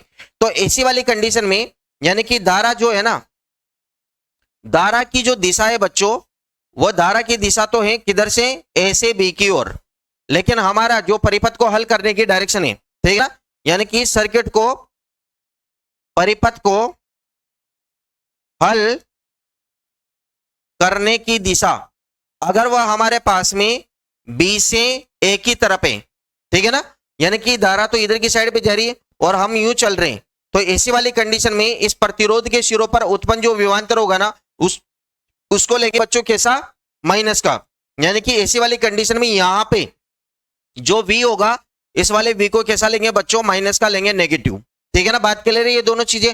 अब अपन आगे चलते हैं सेल के ऊपर। सेल के ऊपर अगर अपन बात करेंगे तो देखो यहां पर क्या होता है कि हमारे पास में ये सेल है ना बच्चों, अगर इस वाले सेल में मतलब इस वाले सेल में सेल के अगर नेगेटिव सिरे से पॉजिटिव सिरे की तरफ जाएंगे, सेल के नेगेटिव सिरे से पॉजिटिव सिरे की ओर जाएंगे, तो इसका जो E है ना, यानी कि विद्युत वाहक बल, वो लेना है बच्चों अपने को कैसा, प्लस का। और अगर हम, ठीक है ना, ये हमारे पास में सेल है और सेल के नेगेटिव, पॉजिटिव से नेगेटिव की तरफ जाते हैं, यानी कि प्लस से माइनस की तरफ जाते हैं, तो इसका जो E है ना, ये वाला E लेंगे बच्चों अपन किसका, माइनस का।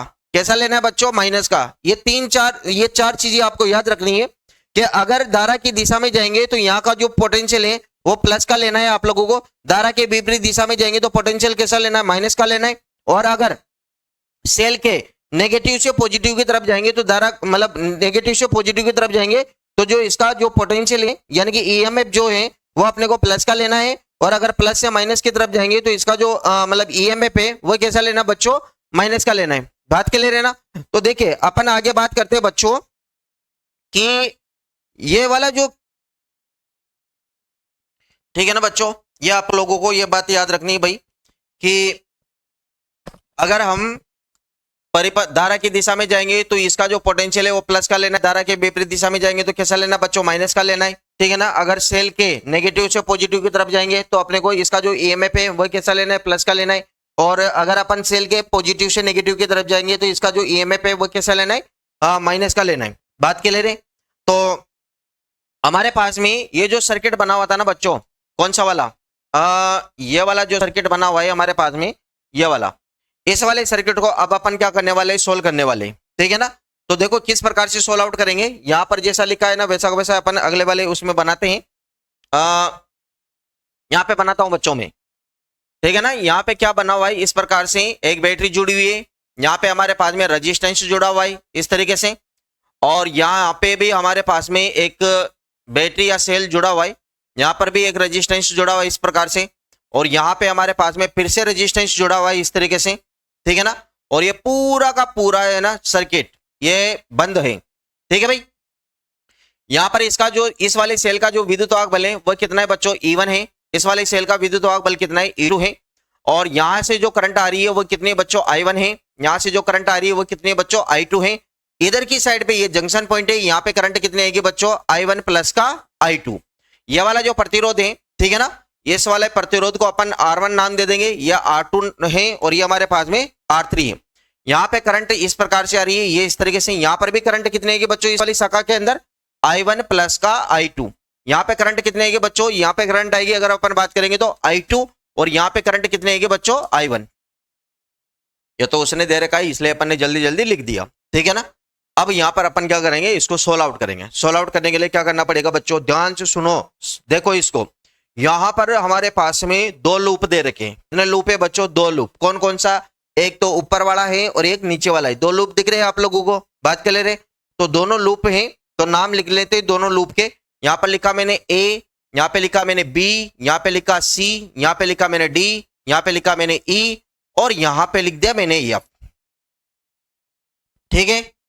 इसी प्रकार से परीक्षा के अंदर सवाल आने वाला है और आप लोगों को ये पूछा जाएगा, आप लोगों से ये पूछा जाएगा कि इस वाले जाल में, या ये जो हमारे पास में सर्किट दे रखा है, इस वाले सर्किट के अंदर आप लोगों को क्या करना है बच्चों कि प्रत्येक सर्किट की प्रत्येक शाखा में बहने वाली जो धारा है उस वाली धारा का मान ज्ञात करना है, ठीक है ना। कोई ज्यादा टिपिकल सवाल तो नहीं है ये, ठीक है ना, बहुत सिंपल सा सवाल है। मैं एक तो 2-3 बातें याद रखनी, जैसे मैंने आप लोगों को अभी बताया ना, ये वाली पहले तो सबसे पहले ये वाली बात याद रखनी कि अपने को सर्किट को क्लॉकवाइज सोल्व करना है या फिर एंटी क्लॉकवाइज सोल्व करना है, ठीक है ना।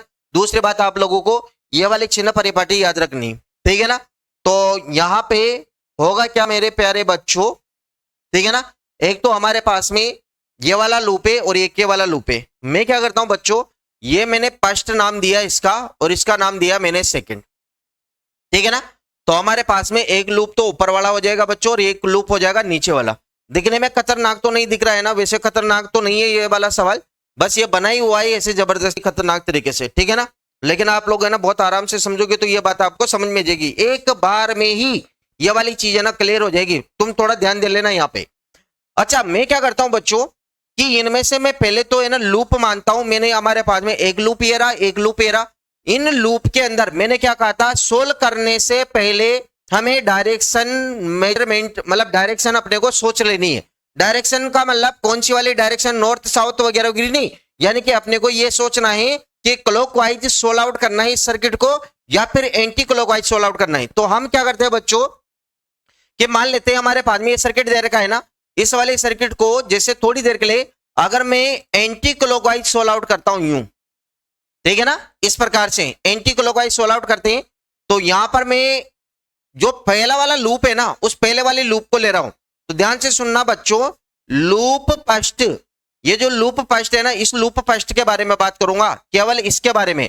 अच्छा, इसके अंदर जो डायरेक्शन है ना वो कैसी है बच्चों, एंटी क्लॉकवाइज है। कैसी डायरेक्शन है, यहां पे लिख लो एंटी क्लॉकवाइज, यानी कि घड़ी की सुइयों की विपरीत दिशा में हमें सर्किट यूं सोल्व आउट करना है, ठीक है ना, हमें चलना ही यूं है इस प्रकार से। तो ध्यान से सुनना और समझना, यहां पर है ना ये ए बी सी डी, ये है। नीचे वाले के बारे में हमें बात ही नहीं करनी, नीचे वाले के बारे में हम सोचेंगे ही नहीं, इसके बारे में तो हमें सोचना ही नहीं है। केवल अपन ऊपर वाले ये जो लूप है ना, फर्स्ट वाला लूप, इसके बारे में सोचेंगे। अगर मैं इसको छुपा लेता हूं बच्चों इस प्रकार से, तो आप लोग देखो कि पहले वाले लूप के अंदर है ना एक रेजिस्टेंस यहाँ पे लगा हुआ है, एक यहाँ पे लगा हुआ है, एक सेल यहाँ पे लगा है, एक सेल यहाँ पे लगा है, यानी कि दो तो रेजिस्टेंस लगे हुए हैं और दो क्या लगी हुई है बच्चों, बैटरी। बात क्लियर है ना। नीचे वाले लूप को सोचो मत, उसके बारे में ध्यान ही नहीं देना अपने को तो ध्यान देना है केवल और केवल ऊपर वाले लूप के बारे में, ठीक है ना। जब नीचे वाले को सोल्व आउट करेंगे तब नीचे के बारे में बात करेंगे। तो देखिए यहां पर अपन चल रहे हैं, देखो यहां पर कहानी क्या हो रही है बच्चों कि मैं कोई भी एक पॉइंट कंसीडर कर लेता हूं, कोई सा भी एक पॉइंट कंसीडर कर लिया, जैसे मैंने यहां पर ए को मान लिया, ठीक है ना।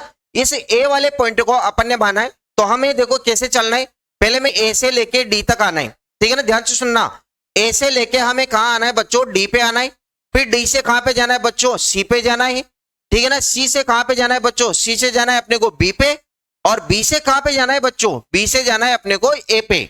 तो इस प्रकार से हमारे पास में पूरा लूप कंप्लीट हो जाएगा। ए से डी पे जाना है, डी से सी पे जाना है, सी से बी पे जाना है, बी से वापस ए पे पहुंच गए। अब ध्यान से सुनना, अगर इस वाले लूप की ए डी वाली ब्रांच को देखूं ना मैं, इसको ए डी वाली को, ना तो इसमें कोई बैटरी जुड़ी हुई है, ना इसके अंदर हमारे पास में कोई मतलब वो जुड़ा हुआ है, क्या बोलते हैं, प्रतिरोध। इस वाली ब्रांच को हम छोड़ देते।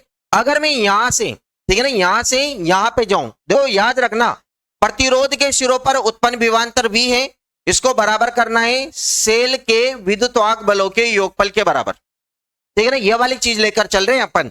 तो इसलिए अपन क्या करते हैं बच्चों कि जैसा जैसा उसने दे रखा है ना वैसा वैसा सोल्व आउट करेंगे। तो यहां से लेके ए और डी के बीच में कोई प्रतिरोध नहीं है, इसको तो मारो गोली। फिर डी और सी के बीच में चलते हैं, तो डी और सी में जाएंगे ना बच्चों, तो हम है ना कैसे चल रहे हैं बच्चों, डी से सी की ओर जा रहे हैं, डी से सी की ओर। और ये जो हमारे पास में प्रतिरोध है ना R2, इस R2 का जो पोटेंशियल है उसको मैं V2 मान लेता हूं और इसका पोटेंशियल मैं V1 मान लेता हूं। तो ध्यान से सुनना, ये इसके अंदर हम किधर जा रहे हैं बच्चों, हम जा रहे हैं डी से सी की ओर, हम जा रहे हैं डी से सी की ओर। और इसके अंदर जो धारा आ रही है ना, वो धारा किधर से आ रही है बच्चों, इधर से आ रही है, ठीक है ना, इस तरीके से सी से डी की ओर। इसका मतलब हम धारा की विपरीत दिशा में चल रहे हैं और धारा की विपरीत दिशा में जाएंगे। तो देखो मैंने क्या कहा था अभी, यहां पर ध्यान देना, ये देखो धारा इधर जा रही है, हम विपरीत दिशा में जा रहे हैं, इसका मतलब अपने को प्रतिरोध के सिरों पर उत्पन्न जो वोल्टता है वो कैसे लेने बच्चों, माइनस की। तो मैं यहां पर लिखने वाला हूं बच्चों, ये जो V2 है ना, इस वाले V2 को कैसा लिखूंगा बच्चों, माइनस का V2 लिखूंगा, क्या लिखूंगा बच्चों, माइनस का V2। अब यहां से पहले प्रतिरोध का लिख लेते हैं, इसके अंदर एक प्रतिरोध है, इसका जो यहां से करंट यू आ रही है बच्चों, हम मेजरमेंट यू कर रहे हैं, इसका मतलब दोनों एक दूसरे के विपरीत दिशा में, तो ये मैंने माइनस का V2 लिखा। अगर मैं C से B की तरफ जाता हूं, यहां से यहां पे, इसके अंदर कोई रेजिस्टेंस नहीं है, इसको छोड़ दो, फिर मैं यहां से यहां पे आता हूं इसमें, ठीक है ना, B से A पे आता हूं। तो जब मैं B से A पे आता हूं ना बच्चों, तो यहां पर क्या हो रहा है कि देखिए हमारे चलने की जो डायरेक्शन है ना वो B से A की तरफ है, और इस वाले रेजिस्टेंस के अंदर जो धारा बह रही है ना वो धारा भी अपनी दिशा में बह रही है, ठीक है ना। क्या कहानी है कि ये वाला देखो धारा की दिशा और क्या बोलते हैं परिपथ को हल करने की दिशा, अगर वो दोनों सेम सेम है तो अपने को जो वोल्टेज है वो कैसे लेनी है बच्चों, प्लस की लेनी है। तो हम क्या करते हैं बच्चों यहाँ पे कि ये जो आप लोगों को दिख रहा है ना V1, ये V1 कैसा लेना है बच्चों, देखो धारा भी यूं आ रही है, हम मेजरमेंट करते हुए भी यूं चल रहे हैं, इसका मतलब ये V1 लेना है अपने को प्लस का, ये V1 लिया मैंने प्लस का, इक्वल टू मैंने यहां पे लगा दिया। अब ध्यान से सुनना, ठीक है ना, प्रतिरोध तो दो ही थे, दोनों प्रतिरोधों के अपन ने वोल्टेज लिख दी।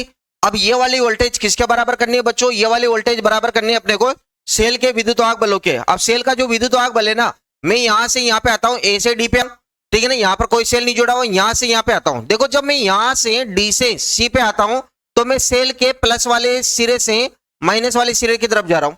तो जब आप प्लस से माइनस की तरफ जा रहे हो ना, तो प्लस से माइनस की तरफ जाएंगे ना, तो देखो मैंने क्या लिखा था बच्चों, जब अपन प्लस से माइनस की तरफ जाएंगे ना तो सेल का जो ईएमएफ है ना वो कैसा लेना बच्चों अपने को, माइनस का। कैसा लेना बच्चों, माइनस का। यानी कि ये जो E2 है ना, ये वाला E2 लेना है अपने को, माइनस का E2, ठीक है ना। फिर मैं यहां से आगे चलता हूं, इसमें इसके अलावा कोई सेल नहीं है, फिर यहां पे आते हैं, फिर यहां पर एक सेल मिलेगा अपने को। देखो अपन यूं घूम के यूं जा रहे हैं, इसका मतलब अपन बैटरी के ये जो सेल है, सेल के नेगेटिव से किधर जा रहे हैं बच्चों, पॉजिटिव की तरफ। जब नेगेटिव से पॉजिटिव की तरफ जाएंगे तो इसका जो ईएमएफ है वह कैसा लेना बच्चों अपने को, प्लस का। यानी कि मैं लिखने वाला हूं प्लस का E1। ये बात क्लियर है कि नहीं है भाई यहां तक। अब अपन क्या करते हैं बच्चों, देखो ध्यान से सुनना, ये V2 है ना, V2 का मतलब V इक्वल टू क्या होता है बच्चों, V इक्वल टू होता है हमारे पास में IR। V इक्वल टू क्या होता है बच्चों, IR। अगर मैं यहां का ये V2 की वैल्यू निकालूं, क्या आएगा बच्चों, V2 इक्वल टू इस वाले रेजिस्टेंस के अंदर धारा कितनी आ रही है बच्चों, I2। मैंने लिख दिया यहाँ पे I2, रेजिस्टेंस का मान कितना है बच्चों, R2, तो मैं यहाँ पे लिख देता हूं R2। यानी कि जो V2 है, V2 की वैल्यू कितनी आएगी बेटा, I2 R2। ये बात क्लियर है। तो मैं यहाँ पे लिखने वाला हूं क्या लिखूंगा बच्चों, माइनस का I2 R2, ठीक है ना। ये प्लस है तो प्लस लगा दिया बच्चों। V1 की जगह पे क्या लिखने वाला हूं बच्चों, ये V1 है ना, V1 की जगह लिखूंगा V1 इक्वल टू धारा कितनी आ रही है बच्चों इसके अंदर, I1, ठीक है ना। रेजिस्टेंस कितना है इसका, R1, तो मैं यहां पे लिखूंगा I1 और R1। बात क्लियर है। यहां पे लिखा मैंने I1 R1 इक्वल टू में, ध्यान देना ये माइनस का E2 है और ये प्लस का कितना हो जाएगा बच्चों, E1 हो जाएगा, ठीक है ना। अब आप चाहो तो यहां से माइनस कॉमन निकाल के और इसको कैलकुलेट कर दो, ठीक है ना, काटापीटी इधर भेज दो, काटापीटी कर दो, ये हमारे पास में आ जाएगी इक्वेशन नंबर कितनी, फर्स्ट। ये बात क्लियर है यहां तक, ठीक है ना। पहले वाले लूप को सोल्व आउट करके हमें एक इक्वेशन मिलने वाली है, ये वाली इक्वेशन। अब मैं क्या करता हूं बच्चों, दूसरे वाला जो लूप है ना, दूसरे वाले लूप को सोल्व आउट करूंगा। तो दूसरे वाले लूप को जब अपन सोल्व आउट करेंगे ना, तो ये कैसे सोल्व आउट होगा बच्चों दूसरे वाले लूप को जब अपन सोल्व आउट करेंगे ना, तो यहां पर क्या कहानी बनेगी बच्चों कि ये वाला लूप है ना, दूसरा वाला लूप, ओ शिट, ये I2 है, दूसरा वाला लूप सोल्व आउट करेंगे बच्चों, ये वाला। तो यहां पर अपन ने लिखा लूप सेकंड। जब लूप सेकंड को सोल्व आउट करेंगे ना बच्चों, इस वाले को, तो इसके अंदर भी क्या करना है अपने को, डायरेक्शन मेजरमेंट करनी है इस प्रकार से। यानी कि इसके अंदर भी अपन कैसे चल रहे हैं बच्चों, एंटी क्लॉकवाइज। तो मैं यहां पे लिखने वाला हूं कि इसके अंदर भी अपन कैसे चल रहे हैं, एंटी क्लॉकवाइज। कैसे चल रहे हैं बच्चों, एंटी क्लॉकवाइज चल रहे हैं, ठीक है ना। अगर अपन यहां पे एंटी क्लॉकवाइज चलेंगे ना, तो एंटी क्लॉकवाइज की कहानी क्या रहेगी बच्चों कि एंटी क्लॉकवाइज चलना है इसमें इस प्रकार से। तो देखो यहां पर क्या होगा बच्चों, ध्यान देना, एंटी क्लॉकवाइज चलेंगे तो कहां से चलना है अपने को ये ना डी वाला पॉइंट को कंसीडर कर लेता हूं, डी वाले पॉइंट को कंसीडर करूंगा। तो मुझे कहां से चलना है, डी से कहां पे जाना है, एफ पे, एफ से कहां पे जाना है, ई पे, ई से कहां पे जाना है, सी पे, सी से वापस कहां पे आना है, डी पे। यानी कि हमें कहां जाना है, डी से जाना है। डी से कहां जाएंगे बच्चों, एफ पे, एफ से कहां जाएंगे, ई पे, ई से कहां पे जाएंगे बच्चों, ई से जाएंगे सी पे, सी से कहां पे जाएंगे बच्चों, डी पे। बात कर ले रहे हैं यहां तक, ठीक है ना। इस प्रकार से अपने को चलना है, ठीक है भाई।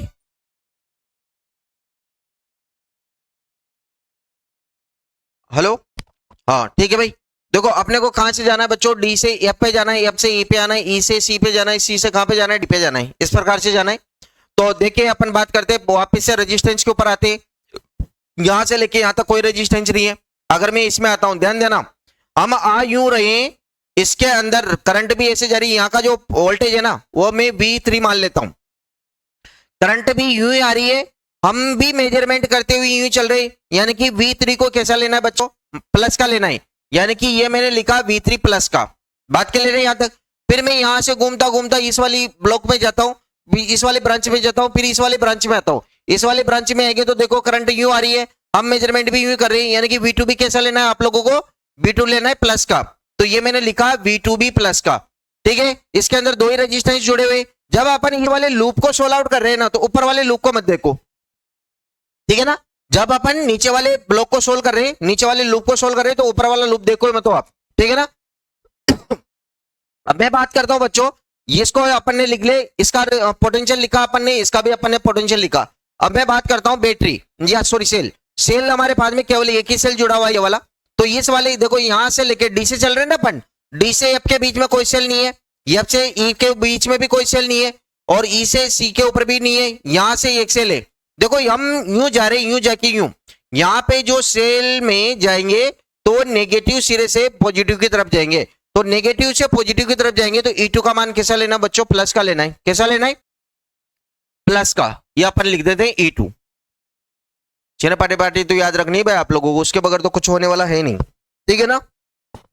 चलिए अगर मैं V3 की वैल्यू लिखूं बच्चों, तो V3 की वैल्यू कितनी है कि ध्यान देना, इसके अंदर करंट कितनी आ रही है बेटा, I1 प्लस I2। तो करंट आ रही है यहाँ पे कितनी, I1 प्लस का I2, और यहाँ का जो रेजिस्टेंस है वो कितना है बच्चों, R3, ठीक है ना। ये प्लस है तो मैंने प्लस लगा दिया। जो V3 है, V2 है, V2 की वैल्यू अगर बात करें, V2 के अंदर करंट कितनी आ रही है बच्चों, I2। तो यहां पर अपन लिख देंगे I2 वाली करंट हो जाएगी, और इसका रेजिस्टेंस कितना है, R2, ठीक है ना। और इक्वल टू में हमारे पास में वैल्यू कितनी आ जाएगी, E2। और इसको डाला मैंने इक्वेशन नंबर कितना, 2। यहां तक बात कर ले रहे। अब हमें क्या करना है बच्चों, कि ये जो हमारे पास में इक्वेशन नंबर फर्स्ट और इक्वेशन नंबर सेकंड है ना, इन दोनों को सोल्व आउट करके, इक्वेशन फर्स्ट और इक्वेशन सेकंड को सोल्व आउट करके हमें I1 I2 की वैल्यू फाइंड करनी है, ठीक है ना। तो यहां पर हम लिख देंगे कि समीकरण 1 व 2 को हल करके I1 व I2 का मान ज्ञात करेंगे। यह बात के ले रहे भाई यहां तक। तो ये इस प्रकार से हमारे पास में किरचॉफ का जो द्वितीय नियम है वो भी कंप्लीट हो जाता है, ठीक है ना।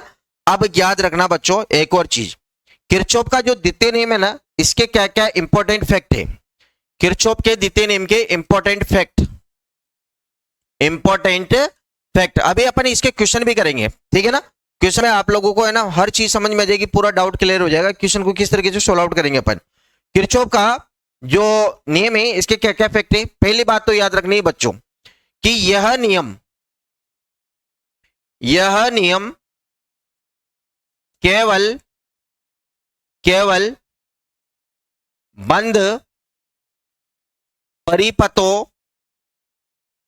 बंद परिपथों के लिए ही लागू होता है, ठीक है ना। यह नियम किसके लिए लागू होता है बच्चों, बंद परिपथों के लिए लागू होता है, ठीक है ना। यह ओपन सर्किट जो जहां पर आते हैं वहां पर यह वाला नियम काम नहीं करता है, ठीक है ना। दूसरी बात याद रखनी है कि यह नियम ओम के नियम के समरूप है। यह वाला जो नियम है ना, यह ओम के नियम के समरूप है, यानी कि ओम के नियम के जैसा ही है, ओम के नियम के समरूप है, ठीक है बच्चों। अगले वाली बात याद रखनी है आप लोगों को यह नियम ऊर्जा संरक्षण यह नियम ऊर्जा संरक्षण नियम की पालना करता है। किसकी पालना करेगा बच्चों? ये ऊर्जा संरक्षण नियम की पालना करता है। ठीक है ना? तो ये हमारे पास में किरचॉफ का जो द्वितीय नियम है, ठीक है ना, वो बहुत सिंपल तरीके से कंप्लीट हो गया। ठीक है ना? कोई चिंता वाली बात नहीं है। ठीक है ना? आराम से कॉपी पेन लेके बैठना था आप लोगों को, और आप लोगों को ये जैसे जैसे मैं लिखा रहा था वैसे वैसे कंप्लीट करना था। देखो, 2-3 बातें याद रखनी। पहली बात तो ये याद रखनी, किरचॉफ का जो द्वितीय नियम है ना, इंपॉर्टेंट भी है। क्या याद रखनी बच्चों इसके अंदर? कि जो हमारे पास में क्लोज सर्किट होता है ना, क्लोज सर्किट के अंदर क्या होता है बच्चों? प्रतिरोध जुड़े होते हैं। प्रतिरोध के सिरों पर जो विभव होता है ना, उन सभी विभवों का योगफल वो बराबर होता है उस परिपथ के अंदर जो सेल जुड़े हुए ना, उन सेलों के विद्युतवाहक बलों के योगफल के बराबर। ठीक है ना? यानी कि V बराबर सिग्मा ई लिखना है। ठीक है ना? दूसरी बात, अगर हम इस वाले सर्किट को सोल्व करना है तो सर्किट को सोल्व करने के लिए क्या करना पड़ेगा बच्चों आप लोगों को? कि ये जो चिन्ह परिपाटी है ना, ये चिन्ह परिपाटी ध्यान रखनी। ठीक है ना? सर्किट को सोल्व करने से पहले, चिन्ह परिपाटी से भी पहले एक बात याद रखनी है कि इस सर्किट को हम क्लॉकवाइज सोल्व करेंगे या फिर अपन इसको एंटी क्लॉकवाइज सोल्व आउट करेंगे। ठीक है ना? अब ध्यान से सुनना और समझना। अगर हम यहां पर है ना, चिन्ह परिपाटी क्या याद रखनी बच्चों? कि अगर हम प्रतिरोध में बहने वाली धारा ऐसे है और हमारे परिपथ को सोल्व करने की डायरेक्शन भी ऐसे ही है। परिपथ में ये जो हमारे पास में ये प्रतिरोध है, प्रतिरोध में बहने वाली धारा और हमारे को परिपथ को सोल्व करने की डायरेक्शन, अगर ये दोनों सेम सेम है तो इसका मतलब यहाँ का जो विभव है वो कैसा लेना बच्चों? प्लस का लेना है, हमें प्लस का लेना है। ठीक है ना? और अगर ये दोनों एक दूसरे के ऑपोजिट डायरेक्शन में तो अपने को लेना ही इसका जो V है वो माइनस का लेना है। उसके बाद में अगर अपन सेल के नेगेटिव से पॉजिटिव की तरफ जाएंगे तो ये अपने को इसका लेना है प्लस का, और पॉजिटिव से नेगेटिव की तरफ आएंगे तो ये लेना है अपने को माइनस का। बात क्लियर है ना भाई यहां तक? चलिए, तो अपन बात करते हैं बच्चों, यहां पर एक सवाल कर लेते हैं अपन सिंपल सा,